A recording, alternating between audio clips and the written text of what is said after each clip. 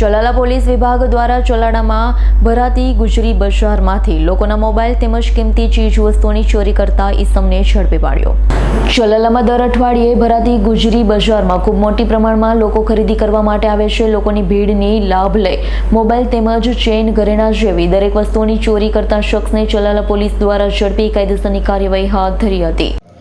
આ શનિવારે ચલાલા પોલીસ સ્ટેશનમાં એક શનિવારીની જે બજાર લાગેલી છે તે દરમિયાન એક ચોરીની ઘટના બનેલી હતી, જેનામાં જે ફરિયાદી છે મોનિકાબેન તેમના સોનાની બુટી અને સોનાનું પેડલ ચોરી કરી લેવામાં આવ્યું હતું। આ જે ચોર છે એમની ધરપકડ કરવામાં આવેલી છે અને એમની પાસેથી અન્ય 2 મોબાઈલ ફોન અને એક બાઇક પણ બરામદ કરવામાં આવેલા છે।